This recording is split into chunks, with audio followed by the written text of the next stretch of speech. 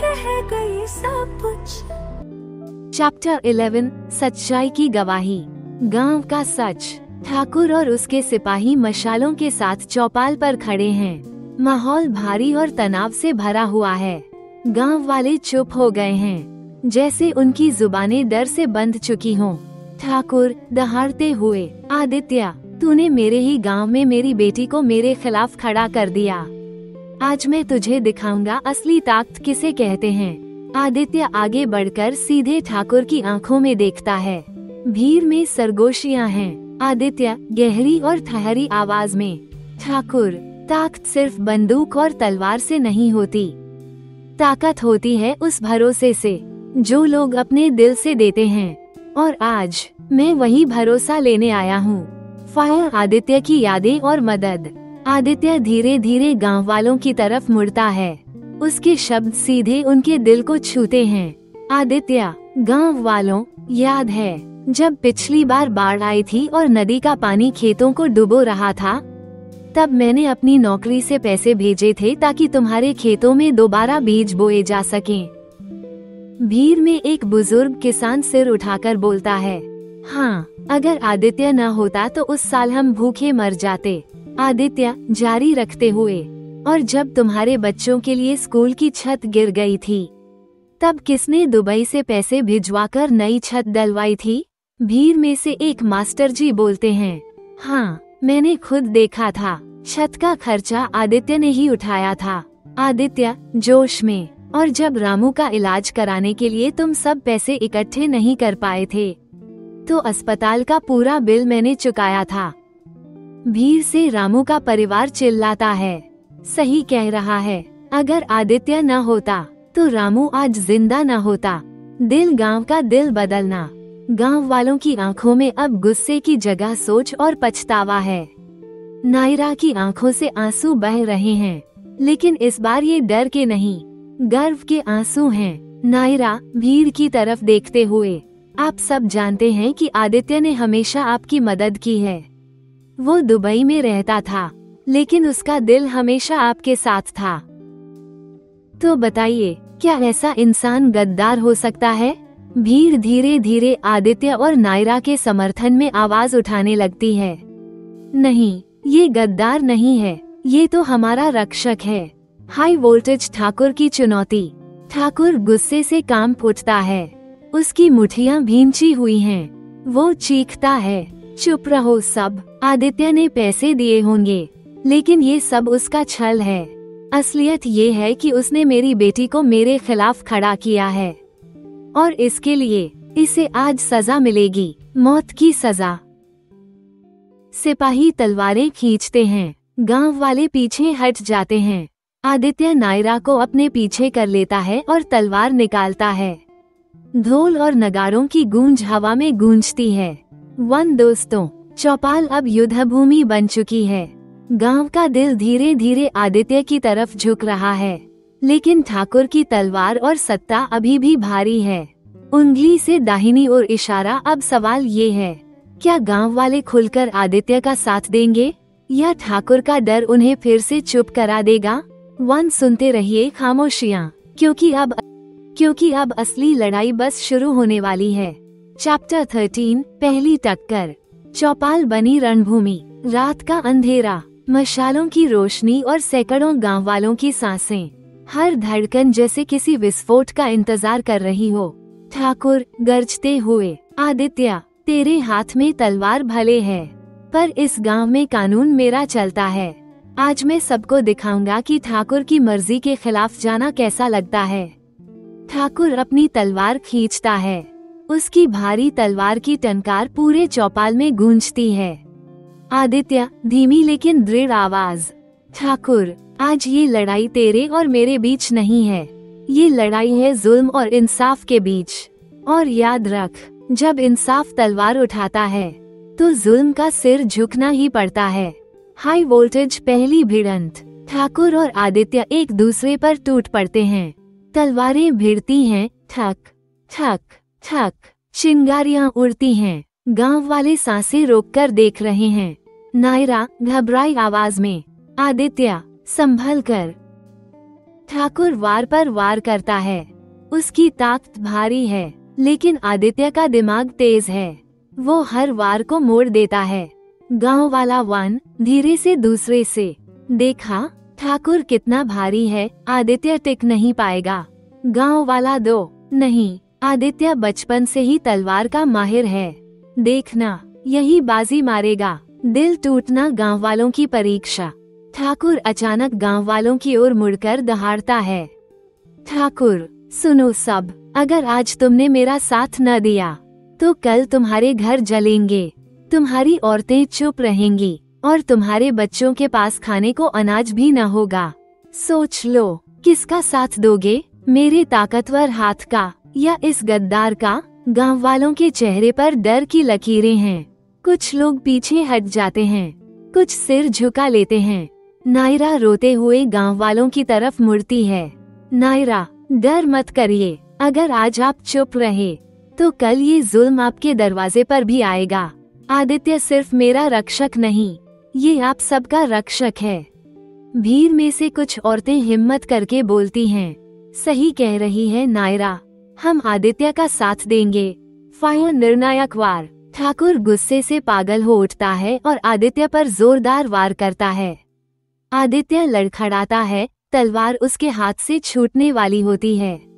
भीड़ से एक बच्चा चिल्लाता है, बच्चा, आदित्य भैया, हार मत मानना। आदित्य की आंखों में बिजली चमकती है। वो दोबारा तलवार थामता है और जोर से दहाड़ता, आदित्य, ये लड़ाई मेरे लिए नहीं, तुम्हारे लिए है। वो तेजी से ठाकुर की तलवार को रोककर पलटवार करता है। ठाकुर पीछे की ओर गिरता है, उसकी तलवार जमीन पर गिर जाती है। गांव में शोर मचता है, जय हो आदित्य, हम तुम्हारे साथ हैं। 1 दोस्तों, पहली बार ठाकुर की तलवार जमीन पर गिरी है। गांव वालों की आंखों में डर की जगह अब उम्मीद जग चुकी है। लेकिन ठाकुर हार मानने वालों में से नहीं है। उसकी आंखों में अब और भी जहरीली आग जल रही है। तो क्या अगली बार ठाकुर और भी खतरनाक चाल चलेगा, या आदित्य की जीत गांव वालों की हिम्मत को हमेशा के लिए लौटा देगी? 1 सुनते रहिए। खामोशियाँ, खामोशियाँ। चैप्टर 14, चाल का जहर। रात का सन्नाटा। गांव की चौपाल के बाद पूरी रात गांव में बेचैनी का माहौल है। लोगों के दिल में ठाकुर के खौफ और आदित्य के साहस की लड़ाई चल रही है। दूर से ढोल की धीमी आवाजें और कुत्तों का भौंकना रात की खामोशी को और डरावना बना देता है। झोंपड़े के अंदर आदित्य लकड़ी की खाट पर बैठा है। उसके बाजू और माथे पर जख्मों के निशान हैं। नायरा धीरे धीरे उसकी पट्टी कर रही है।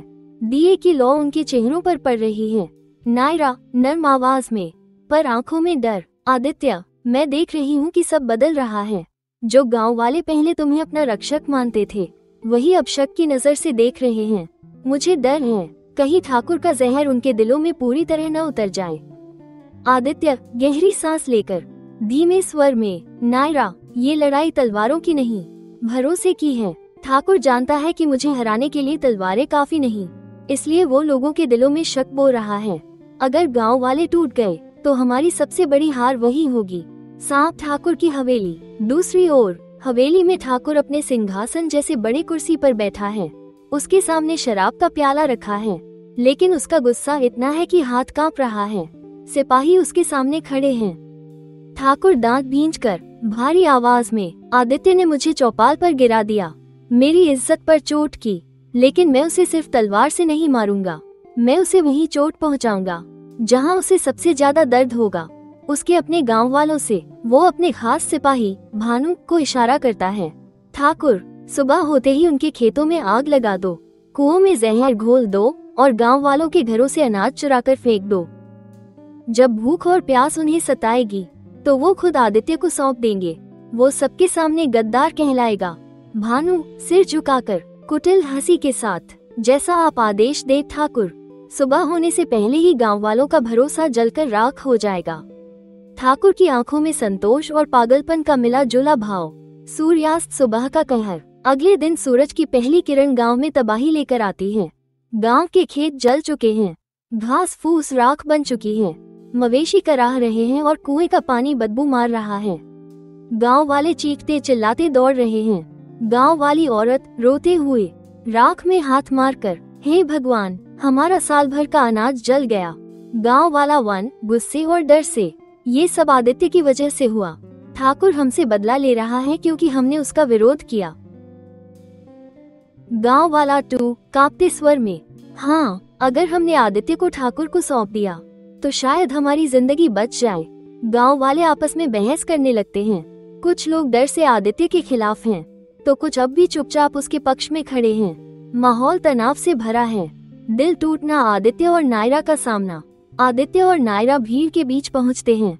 लोग उन्हें देखते ही शोर मचाते हैं, गांव छोड़कर चले जाओ, तुम्हारी वजह से ठाकुर ने हमें, ठाकुर बर्बाद कर रहा है। कांपती हुई भीड़ से, नहीं, ये सब ठाकुर की चाल है। वो चाहता है कि आप सब आदित्य से नफरत करें ताकि वो अकेला रह जाए। क्या आप इतने सालों की उसकी कुर्बानियां भूल गए? भीड़ में से एक औरत कड़वे स्वर में, कुर्बानी, हमारी बेटियां सुरक्षित थी क्योंकि ठाकुर डरता था, न कि आदित्य की वजह से। नायरा की आंखों में आंसू आ जाते हैं। आदित्य उसका हाथ पकड़कर आगे बढ़ता है। आदित्य, भीड़ से ऊंची आवाज में, हाँ, खेत जले हैं, कुएं जहरीले हो गए हैं, लेकिन सोचो अगर मैं चला भी जाऊं तो क्या ठाकुर रुक जाएगा? नहीं, वो और भी ताकतवर हो जाएगा। आज उसने मेरे नाम पर तुम्हारे खेत जलाए हैं, कल वो तुम्हारे ही घरों की इज्जत लूट लेगा। भीड़ थोड़ी शांत होती है। आदित्य की आवाज और भारी हो जाती है। आदित्य, ठाकुर चाहता है कि तुम डरकर मुझे गद्दार कहो, लेकिन याद रखो, गद्दार वो होता है जो अपने गांव वालों की आंखों में धूल झोंके। मैं तो वही हूँ जिसने हमेशा तुम्हारे लिए तलवार उठाई है, और अगर आज तुम मुझे पत्थर भी मारोगे तो भी मैं तुम्हारी रक्षा करने से पीछे नहीं हटूंगा। फायर, उम्मीद की किरण। भीड़ में से एक बुजुर्ग कांपते हुए आगे आता है। उसकी आंखों में आंसू हैं। बुजुर्ग कांपती आवाज में, मैंने अपनी जिंदगी में कई बार ठाकुर का जुल्म देखा है, पर आज पहली बार मुझे लग रहा है कि कोई है जो हमारे लिए खड़ा है। आदित्य बेटा, तू अकेला नहीं, मैं तेरे साथ हूँ। बुजुर्ग की ये बात सुनकर माहौल बदलने लगता है। धीरे धीरे कुछ औरतें, जवान और बच्चे आगे आते हैं। लोग एक दूसरे को देखते हैं और कहने लगते हैं, हाँ, सही कह रहा है, हम आदित्य के साथ हैं। भीड़ एक स्वर में, हम आदित्य के साथ हैं। नायरा गर्व और आंसुओं से भरी आंखों के साथ आदित्य की ओर देखती है। देखा, सच को कोई नहीं दबा सकता। ठाकुर की नजर, दूर एक पेड़ की छाया में भानु खड़ा है। वो पूरी भीड़ को आदित्य के पक्ष में होते हुए देखता है, फिर मुस्कुराता है और धीरे से बुदबुदाता है, भानु, ठाकुर सही कहता था, जितनी बार ये आदित्य गांव वालों का दिल जीतता है उतना ही उसे हराना मुश्किल हो जाएगा। अब अगली चाल सीधी होगी, खून और बारूद की। दोस्तों, ठाकुर ने जहर से गांव वालों को तोड़ने की कोशिश की, लेकिन आदित्य और नायरा के साहस ने उस जहर को बेअसर कर दिया। गांव अब पहली बार खुलेआम आदित्य के साथ खड़ा हो चुका है। लेकिन याद रखिए, जब दुश्मन की चाल नाकाम हो जाती है तो उसकी अगली चाल और भी खतरनाक होती है। उंगली से दाहिनी ओर इशारा। तो दोस्तों, क्या आप तैयार हैं ठाकुर की खूनी वापसी देखने के लिए? सुनते रहिए खामोशियां। चैप्टर 15, युद्ध का पहला रंगमंच, विस्तारित संस्करण। आकाशगंगा युद्ध से पहले का सन्नाटा। गांव के ऊपर रात उतर रही है। आसमान में तारे चमक रहे हैं, लेकिन जमीन पर बेचैनी और डर पसरा है। औरतें अपने बच्चों को गले लगाकर सुरक्षित जगहों पर भेज रही हैं। जवान बांस और लोहे से भाले बना रहे हैं। हर कोने में मशालों की लौ जल रही है। जंगल के बीच आदित्य खड़ा है। उसके चारों ओर गांव के सैकड़ों लोग जमा हैं। उसके चेहरे पर थकान है, लेकिन आंखों में आग। आदित्य गहरी स्थिर आवाज में, सुनो, ठाकुर तलवार और घोड़ों के दम पर हमें डराना चाहता है, पर वो भूल गया है कि ये मिट्टी हमारी माँ है। जो अपनी माँ के लिए खड़ा होता है उसे कोई ताक चुका नहीं सकती। गांव वालों की भीड़ में जोश की लहर दौड़ जाती है। लोग चिल्लाते हैं, जय हो, हम साथ हैं। नायरा पास खड़ी है, उसकी आंखों में आंसू हैं, आंखों में आग। नायरा धीमे स्वर में, आदित्य से, तुम आज सिर्फ गांव वालों के नेता नहीं रहे, आज तुम इस मिट्टी की आवाज बन चुके हो। आदित्य मुस्कुराकर, और ये आवाज अब कोई खामोश नहीं कर पाएगा। घोड़ा ठाकुर का मार्च। दूसरी ओर ठाकुर की हवेली में ढोल बज रहे हैं। सिपाही कवच पहन रहे हैं, तलवारें चमक रही हैं, घोड़ों की टाप से जमीन कांप रही है। ठाकुर लाल पगड़ी बांधे, भारी कवच पहने, हाथ में बड़ी तलवार लिए सबसे आगे खड़ा है। ठाकुर गरजते हुए, आज का चांद आदित्य का आखिरी गवाह बनेगा। भानु, अपनी फौज लेकर चलो और उस गद्दार को मेरे पैरों में घसीट कर लाओ। भानु दुष्ट हंसी के साथ, आदेश ठाकुर साहब, इस गांव को राख कर दूंगा। सैकड़ों मशालें जल उठती हैं, तलवारें आसमान में लहराई जाती हैं। ढोल की गूंज और घोड़ों की टाप के बीच ठाकुर की सेना गांव की ओर बढ़ती है। आसमान में धूल का तूफान उठता है। पहला हमला। गांव के बाहर बांस और मिट्टी की दीवार खड़ी है।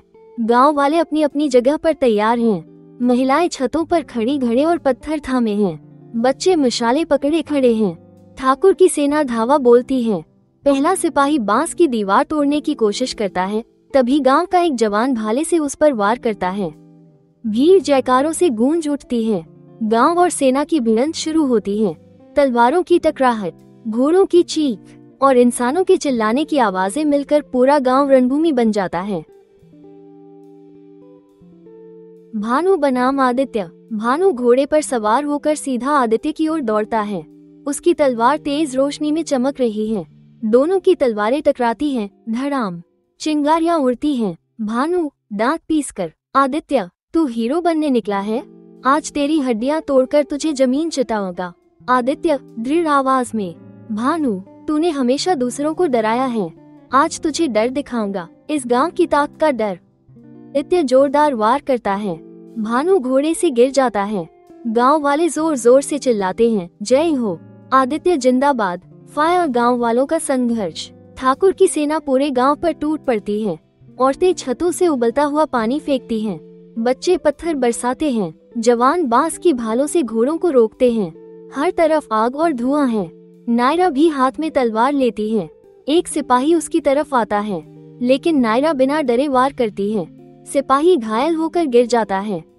भीड़ में औरतें नायरा की ओर देखकर चिल्लाती हैं, जय हो, ठाकुर की बेटी हमारी ढाल बन गई। गांव वालों का जोश और बढ़ जाता है।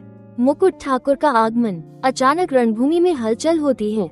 सिपाही रास्ता बना देते हैं। ठाकुर घोड़े पर सवार होकर भारी कवच और बड़ी तलवार के साथ बीच मैदान में आता है। उसकी आंखों में आग और होठों पर तिरस्कार की हंसी। ठाकुर गरजते हुए, आदित्य बहुत खेल लिया तूने, अब मैं तुझे तेरे गांव वालों के सामने ही कुचल दूंगा, ताकि देख सके उनका हीरो कैसे उनके पैरों तले रौंदा जाता है। गांव में सन्नाटा छा जाता है। हर किसी की निगाह अब आदित्य और ठाकुर पर टिक जाती है। ढोल की आवाज धीमी हो जाती है। बस दो योद्धा आमने सामने हैं। आदित्य धीरे से तलवार उठाते हुए, ठाकुर आज लड़ाई तेरी और मेरी नहीं है, ये लड़ाई है तेरे जुल्म और इस गांव की सांसों के बीच। देखते हैं कौन जीतता है। दोनों की तलवारें टकराती हैं, कड़ाक, चिंगारियां आसमान में उड़ती हैं। गांव वाले सांस रोककर देखते हैं। ये सिर्फ लड़ाई नहीं, गांव की किस्मत का फैसला है। दोस्तों, रणभूमि सज चुकी है। आदित्य और ठाकुर आमने सामने हैं। गांव की धड़कनें थम गई हैं। उंगली से दाहिनी ओर इशारा। क्या आदित्य इस जंग में जीत पाएगा, या ठाकुर की ताकत गांव की उम्मीदों को कुचल देगी? सुनते रहिए खामोशियां। चैप्टर 16, तलवार और खून की गवाही। अमावस्या युद्ध का दूसरा रंगमंच। रात गहरी हो चुकी है। आसमान में बादल मंडरा रहे हैं। गांव की गलियां आग की लपटों से लाल हो चुकी हैं। हर ओर चीखें, तलवारों की टकराहट और घोड़ों की टाप की गूंज है। चौपाल के बीच एक बड़ा खाली मैदान, जहां अब सिर्फ दो साए खड़े हैं। एक ओर आदित्य, हाथ में तलवार, चेहरा पसीने और खून से भीगा हुआ, लेकिन आंखों में हौसला। दूसरी ओर ठाकुर, कवच पहने, तलवार पर चमकती आग, होठों पर घमंडी मुस्कान। गांव वालों की सांसें थमी हुई हैं। हर नजर अब सिर्फ इन्हीं दो पर है। पहला वार। ठाकुर जोरदार चीख के साथ आदित्य पर टूटता है। दोनों की तलवारें आपस में टकराती हैं, धड़ाम, चिंगारियां उड़ती हैं। ठाकुर भारी ताकत से वार करता है। आदित्य पीछे धकेला जाता है। ठाकुर गरजते हुए, कमजोर, तू मेरे सामने खड़ा भी कैसे हो गया? तू तो मेरे घोड़े की धूल भी नहीं झेल सकता। आदित्य सांसें संभालते हुए, दृढ़ स्वर में, ठाकुर तेरी ताकत लोहे की है, लेकिन मेरी ताकत इस मिट्टी की है, और मिट्टी से बड़ा कोई कवच नहीं होता। दोनों फिर भिड़ जाते हैं। तलवारें टकराती हैं, चिंगारियों से मैदान जगमगा उठता है। हर वार के साथ भीड़ हाय ओ की आवाज करती है। पी और गुस्सा। ठाकुर तेजी से वार करता है। आदित्य बचने की कोशिश करता है, लेकिन तलवार उसकी बांह पर चोट करती है। खून बहने लगता है। भीड़ से एक साथ चीख उठती है, आदित्य। नायरा दौड़कर आगे बढ़ना चाहती है, लेकिन औरतें उसे पकड़ लेती हैं। नायरा चीखते हुए, आदित्य सावधान। आदित्य दर्द से कराहता है, लेकिन फिर मुस्कुराता है। वो तलवार को कसकर पकड़ता है और ठाकुर पर पलटवार करता है। तलवार ठाकुर की कवच पर लगती है, टनाटन। ठाकुर का संतुलन बिगड़ता है। रणनीति बनाम शक्ति। ठाकुर सिर्फ ताकत से लड़ रहा है। उसके वार भारी और तेज हैं, लेकिन आदित्य हर वार को संभलकर रोक रहा है। कभी झुककर, कभी कूदकर, कभी तलवार घुमाकर। ठाकुर गुस्से से, डरपोक, सिर्फ बचता ही रहेगा या मर्दों की तरह वार भी करेगा? आदित्य हंसकर, युद्ध सिर्फ ताकत से नहीं जीते जाते ठाकुर, दिमाग और धैर्य भी चाहिए। ठाकुर गुस्से में झपटता है। आदित्य अचानक नीचे झुक जाता है और ठाकुर की टांग पर वार करता है। ठाकुर लड़खड़ाता है और जमीन पर घुटने टेक देता है। भीड़ जोर से चिल्लाती है, जय हो। फायर गांव वालों की पुकार। भीड़ अब आदित्य के साथ खड़ी हो जाती है। हर तरफ से आवाजें आने लगती हैं। आदित्य मारो उसे, हमारे हीरो को हरा नहीं सकता ठाकुर। जय मिट्टी माँ की। गांव वाले पत्थर और मशाले सिपाहियों पर फेंकने लगते हैं। सिपाही पीछे हटते हैं। पूरा माहौल अब युद्ध का मैदान नहीं, बल्कि क्रांति की आग बन चुका है। अंतिम टकराव। ठाकुर गुस्से से पागल हो चुका है। वो जोर लगाकर खड़ा होता है, दोनों हाथों से तलवार उठाता है और आदित्य पर वार करता है। आदित्य अपनी आखिरी ताकत जुटाकर तलवार रोकता है। दोनों तलवारें हवा में टकराती हैं। आवाज इतनी भारी है कि पूरा मैदान गूंज उठता है। दोनों एक दूसरे की आंखों में आंखें डालकर खड़े हैं। ठाकुर की तलवार उसके हाथ से गिर जाती है। आदित्य एक जोरदार धक्का मारता है। ठाकुर जमीन पर गिर पड़ता है। ट्रॉफी गवाही का पल। ठाकुर जमीन पर पड़ा है। उसका कवच टूटा है। चेहरा मिट्टी और खून से सना है। गांव वाले चारों ओर से घेर लेते हैं। हर तरफ से नारे गूंजते हैं, आदित्य आदित्य जय हो, जुल्म का अंत हो गया। नायरा दौड़कर आदित्य के पास आती है। उसकी घायल बांह पकड़ लेती है। आदित्य थका हुआ है, लेकिन आंखों में जीत की चमक है। नायरा कांपती आवाज में, आदित्य तुम जीत गए। तुमने सिर्फ मुझे नहीं, इस पूरे गांव को आजाद किया है। आदित्य आसमान की ओर देखता है, गहरी सांस लेकर धीरे से बोलता है, नहीं नायरा, ये जीत मेरी नहीं है। ये जीत है इस गांव की मिट्टी की और उन खामोश आवाजों की जो आज गूंज उठी हैं। ढोल, शंख और जयकारों की आवाज गूंजती है। गांव पर आजादी की हवा छा जाती है। दोस्तों, तलवारें थम चुकी हैं। ठाकुर हार चुका है, लेकिन कहानी यहाँ खत्म नहीं हुई, क्योंकि असली जंग अब शुरू होगी। जुल्म के खिलाफ, हर गांव की आजादी के लिए। देखते रहिए खामोशियाँ। चैप्टर 17, खामोशी के बाद की गूंज। थका हुआ गांव, जीती हुई मिट्टी। आसमान में सुबह की लालिमा फैल चुकी है। रात की लड़ाई के बाद गांव धुंधले धुएं और राख से भरा पड़ा है। कुछ झोपड़ियां जली हुई हैं, कई लोग घायल पड़े हैं, लेकिन हवा में अब डर नहीं, बल्कि जीत की खुशबू है। गांव वाले धीरे धीरे चौपाल में इकट्ठा हो रहे हैं। जहां कल रात तलवारें टकरा रही थीं, वहीं आज ढोल और नगाड़े बज रहे हैं। और बीच में खड़ा है आदित्य, थका हुआ, घायल, मगर सीधा और मजबूत। गांव वालों का सम्मान। एक बुजुर्ग औरत, जिसके बेटे को ठाकुर के सिपाहियों ने मारा था, भीड़ से आगे आती है। वो कांपते हाथों से आदित्य के पैर छूती है। बुजुर्ग औरत, आंखों में आंसू, बेटा तूने हमारी इज्जत लौटा दी। आज ये मिट्टी फिर से जिंदा लग रही है। गांव के बच्चे दौड़कर आदित्य के चारों ओर इकट्ठा हो जाते हैं। कुछ बच्चे उसके तलवार को छूकर कहते हैं, ये हमारी ढाल है। भीड़ में जय हो, आदित्य जिंदाबाद की आवाज गूंजने लगती है। नायरा चुपचाप देख रही है। उसकी आंखों से आंसू बह रहे हैं, कभी डर के, कभी गर्व के। वो जानती है कि आदित्य अब सिर्फ उसका नहीं रहा, वो पूरे गांव का हो चुका है। दिल नायरा का प्रण। नायरा आगे बढ़ती है। वो आदित्य के सामने खड़ी होकर सबके सामने बोलती है। नायरा दृढ़ स्वर में, गांव वालों, मैं ठाकुर की बेटी हूँ, लेकिन आज से मैं इस मिट्टी की बेटी हूँ, और इस मिट्टी का बेटा आदित्य मेरा संरक्षक है।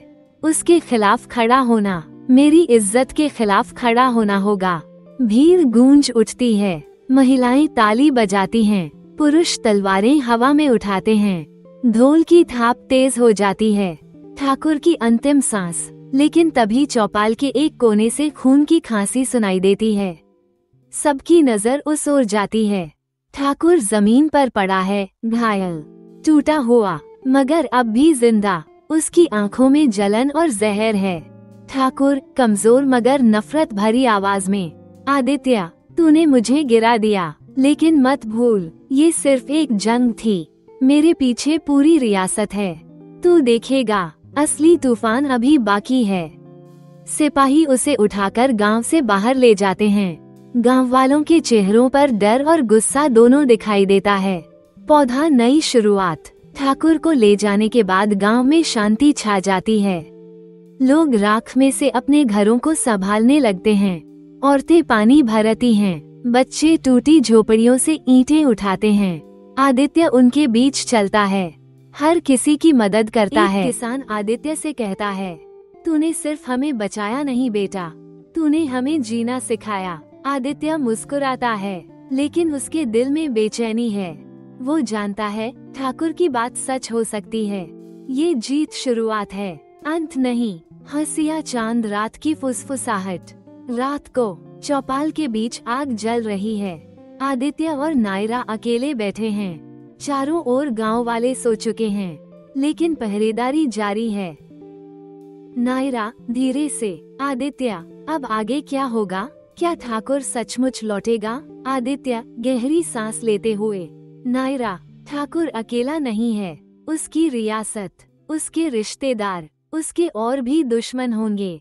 और अब जब हमने उसकी नींव हिला दी है, वो जरूर लौटेगा। लेकिन फर्क ये है कि अब हम अकेले नहीं हैं। पूरा गांव हमारे साथ खड़ा है। नायरा मुस्कुराकर आदित्य का हाथ पकड़ती है। चांदनी उनकी आंखों पर पड़ती है। दोनों खामोश रहते हैं, लेकिन उस खामोशी में उम्मीद और डर दोनों छिपे हैं। दोस्तों, ठाकुर हार गया, गांव जीत गया, लेकिन जिंदगी की लड़ाइयाँ सिर्फ तलवार से नहीं जीती जाती। कभी दुश्मन बाहर से आता है, तो कभी भीतर से। क्या आदित्य और नायरा आने वाले तूफान का सामना कर पाएंगे? क्या गांव की ये एकता हमेशा कायम रहेगी, या फिर कोई नई चाल, नया दुश्मन सब कुछ बदल देगा? देखते रहिए खामोशियाँ। चैप्टर 18, वापसी का तूफान। आकाशगंगा गांव की खामोशी। सूरज ढल चुका है। गांव के चारों ओर दिए जल रहे हैं। बच्चे खेल रहे हैं। औरतें चूल्हे पर खाना बना रही हैं। एक दिन की शांति ने सबको ऐसा महसूस कराया जैसे जिंदगी फिर से पटरी पर लौट आई हो। लेकिन इस शांति के पीछे एक अजीब सी बेचैनी है। आदित्य रात भर पहरा दे रहा है। उसकी आंखें दूर आसमान की तरफ टिक जाती हैं, मानो उसे वहाँ कोई छुपा हुआ तूफान दिखाई दे रहा हो। गुप्त संदेश। अचानक गांव की सीमा पर घोड़े की टाप सुनाई देती है। एक घायल सवार धूल और खून से लथपथ गांव में पहुंचता है। वो आदित्य के सामने गिर पड़ता है। सवार कमजोर आवाज में, आदित्य, बचा लो, ठाकुर वापस आ रहा है। उसने बाहरी सैनिकों को बुलाया है, हथियार, तोपें, सब कुछ। उसकी कसम है, वो इस बार सिर्फ तुझसे बदला नहीं लेगा, पूरा गांव मिटा देगा। गांव वाले घबराकर शोर मचाते हैं। औरतें बच्चों को सीने से चिपका लेती हैं। आदित्य अपनी तलवार पर हाथ कस लेता है। उसकी आंखों में डर नहीं, बल्कि ज्वाला है। गांव की रणनीति। रात को चौपाल में सभी इकट्ठा होते हैं। आदित्य आग के सामने खड़ा होकर बोलता है। आदित्य गंभीर स्वर में, गांव वालों, ठाकुर ने इस बार बाहरी ताकतों को बुलाया है। उनके पास तलवारें ही नहीं, तोपें और घोड़े भी हैं। अगर हमने सीधा मुकाबला किया तो हमारा गांव राख हो जाएगा। भीड़ में खामोशी छा जाती है, सबकी सांसें थम जाती हैं। नायरा आगे बढ़कर आदित्य की ओर देखती है। नायरा दृढ़ आवाज में, तो अब क्या करेंगे? क्या हम चुपचाप ठाकुर को अपनी मिट्टी जला देने दें? नहीं आदित्य, ये गांव सिर्फ तेरा नहीं, मेरा भी है। हम सब लड़ेंगे। गांव वाले धीरे धीरे खड़े होते हैं। किसान अपनी दरांती उठाता है, लोहार अपने हथौड़े और औरतें भी लाठियां हाथ में ले लेती हैं। सबकी आंखों में आग जल उठती है। आदित्य आवाज ऊंची करते हुए, हाँ, हम लड़ेंगे, लेकिन ये लड़ाई ताकत से नहीं, दिमाग से होगी। ठाकुर के पास तोपें हैं, हमारे पास जंगल है। उसके पास सैनिक हैं, हमारे पास एकता है। वो ताकत से हमला करेगा और हम चालाकी से उसे मात देंगे। गांव वाले जय चिल्लाते हैं। माहौल गूंज उठता है। जंगल की तैयारी। अगली सुबह पूरा गांव युद्ध की तैयारी में जुट जाता है। बच्चे पत्थर इकट्ठा करते हैं, औरतें तेल के मटके भरती हैं, किसान खाइयां खोदते हैं, शिकारी पेड़ों पर जाल लगाते हैं। हर हाथ, हर सांस एक ही मकसद के लिए चल रही है, गांव को बचाना। आदित्य और नायरा जंगल में निकलते हैं। आदित्य नायरा को योजनाएं समझाता है। आदित्य, नायरा, जब ठाकुर के सैनिक आएंगे, हम सीधे उनका सामना नहीं करेंगे। हम उन्हें जंगल की भूल भुलैया में फंसाएंगे, तेल के मटकों से आग का घेरा बनाएंगे, और जब वो भागेंगे, गांव वालों का हर हथियार उन पर टूट पड़ेगा। नायरा उसकी आंखों में देखती है। वो जानती है कि ये योजना आसान नहीं, लेकिन आदित्य की आवाज में भरोसा है। नायरा, धीरे से, अगर ये आखिरी लड़ाई है तो मैं तेरे साथ मरना भी स्वीकार करूंगी। आदित्य उसका हाथ पकड़ लेता है। दोनों की आंखों में डर नहीं, बल्कि दृढ़ता है। ठाकुर की एंट्री, नई आग। 3 दिन बाद आसमान काला हो जाता है। धूल और शोर के बीच ठाकुर की सेना गांव की ओर बढ़ती है। घोड़ों की टाप, तोपों की गड़गड़ाहट, और सबसे आगे घोड़े पर सवार ठाकुर। उसके चेहरे पर वही पुरानी नफरत, लेकिन आंखों में और ज्यादा जहर। ठाकुर गरजते हुए, आदित्य, इस बार तू न भाग सकेगा, न छुप सकेगा। तेरे गांव की हर ईंट, हर औरत, हर बच्चा, सब मेरी तलवार के नीचे होंगे। उसकी सेना दहाड़ती है। गांव के किनारे मशालें जल उठती हैं, जैसे आसमान ही इस जंग का गवाह बनने को तैयार हो। दोस्तों, ठाकुर लौट आया है, और इस बार पहले से भी ज्यादा ताकत लेकर। आदित्य ने गांव को एकजुट कर दिया है, लेकिन क्या उनकी चालाकी ठाकुर की तोपों के सामने टिक पाएगी? क्या जंगल की आग, गांव की एकता उस तूफान को रोक सकेगी जो अब दरवाजे पर खड़ा है? देखते रहिए। खामोशियाँ, खामोशियाँ। चैप्टर 19, जंगल की आग। तूफान से पहले की खामोशी। सुबह का उजाला गांव पर उतर रहा है, लेकिन ये उजाला शांति का नहीं, जंग का संकेत है। हर घर, हर दिल में सिर्फ एक ही सवाल, आज कौन जिंदा रहेगा और कौन इतिहास बन जाएगा? गांव के बाहर, जंगल की घनी छांव में, आदित्य और गांव वाले अपनी जगह ले चुके हैं।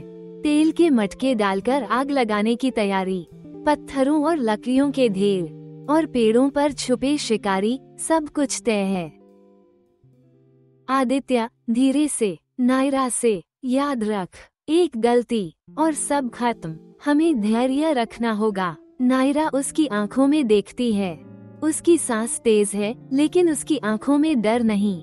नायरा धीमी आवाज में, आदित्य, अगर आज तुझ पर तलवार चली तो पहले मेरे सीने पर गिरेगी, क्योंकि अब मेरी जिंदगी तेरी सांसों से बंधी है। आदित्य उसकी हथेली थाम लेता है। उनकी आंखों में वो खामोशी है जो तूफान से पहले आती है। ठाकुर की सेना का आगमन। दूर से धूल का बादल उठता है। घोड़ों की टापें, सैनिकों की चीखें और लोहे की टकराहट की गूंज जंगल में फैल जाती है। ठाकुर अपनी फौज के बीच काले घोड़े पर सवार है। उसके चेहरे पर जीत का घमंड और आंखों में खून का प्यासा जुनून। ठाकुर गरजते हुए, आदित्य, आज तेरा नाम नहीं बचेगा, तेरी कहानी नहीं बचेगी। तू मेरे खिलाफ खड़ा हुआ, इसका अंजाम पूरे गांव को भुगतना होगा। सेना दहाड़ मारती है, तोपों की नालें जंगल की तरफ मोड़ दी जाती हैं। माहौल ऐसा कि आसमान भी कांप उठे। फायर आग का जाल। ठाकुर का इशारा मिलते ही उसकी सेना जंगल की ओर बढ़ती है। घोड़े सरपट दौड़ते हैं, लेकिन अचानक जमीन उनके पैरों के नीचे धंस जाती है। खाइयों में आधे सैनिक गिर पड़ते हैं। घोड़ों की चीखें और तलवारों की खनक जंगल गूंजा देती है। पर बैठे शिकारी अपने मशाल फेंकते हैं। तेल के मटकों में आग लग जाती है। जंगल का रास्ता जल उठता है। सैनिक चारों ओर फंस जाते हैं। आदित्य गरजते हुए, यही है गांव की ताकत। तलवारें भले तेरी हों ठाकुर, लेकिन ये मिट्टी हमारी है। गांव वाले छुपे हुए ठिकानों से निकलकर सैनिकों पर टूट पड़ते हैं। किसान दरांती से वार करते हैं और औरतें गरम तेल की कलछियां फेंकती हैं। बच्चे पत्थरों से दुश्मनों को निशाना बनाते हैं। गांव का हर इंसान योद्धा बन चुका है। आदित्य बनाम ठाकुर। इस अफरा तफरी के बीच ठाकुर आदित्य को देख लेता है। उसकी आंखों में जुनून है। वो घोड़े से कूदकर तलवार निकालता है। आदित्य भी तलवार थाम लेता है। दोनों के बीच आग और खून के बीच मुकाबला शुरू होता है। तलवारें टकराती हैं, चिंगारियां उड़ती हैं, हर वार से जमीन कांपती है। ठाकुर चीखते हुए, तू गद्दार है आदित्य, तूने मेरी बेटी को मुझसे छीन लिया। ठाकुर उसकी गर्दन पर तलवार रख देता है। ठाकुर हंसते हुए, खत्म हो गया आदित्य, तेरी बहादुरी, तेरी कहानी सब आज यहीं जल जाएगी। नायरा चीखते हुए आगे बढ़ती है। वो पास पड़ी एक जलती मशाल उठाकर ठाकुर की ओर फेंक देती है। मशाल उसके कपड़ों में आग लगा देती है।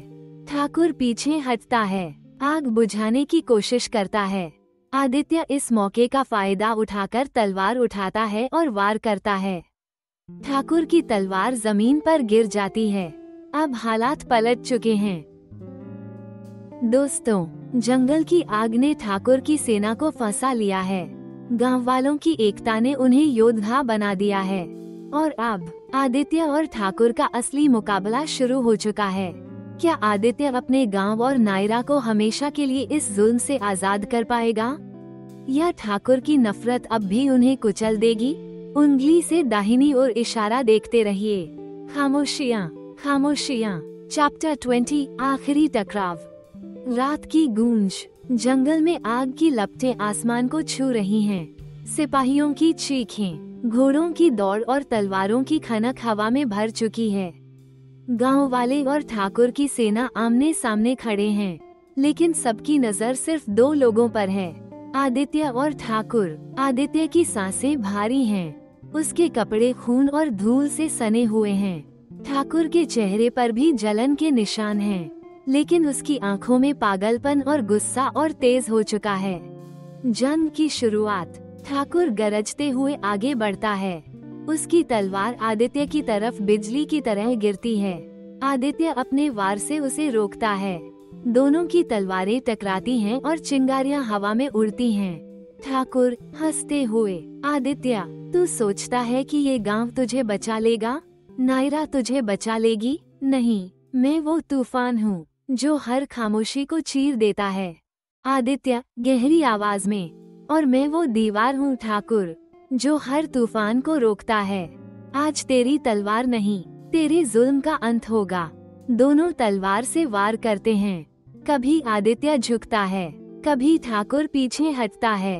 हर वार पर जमीन कांपती है। हर टकराव पर आग की चिंगारियां आसमान में जाती हैं। दिल नायरा की दुआ। नायरा दूर खड़ी सब देख रही है। उसकी आंखों से आंसू बह रहे हैं। वो हाथ जोड़कर आसमान की ओर देखती है। नायरा धीरे से फुसफुसाती है, हे भगवान, या तो आदित्य को जिता देना, या फिर मेरी सांसें यहीं खत्म कर देना। मैं उसके बिना जी नहीं पाऊंगी।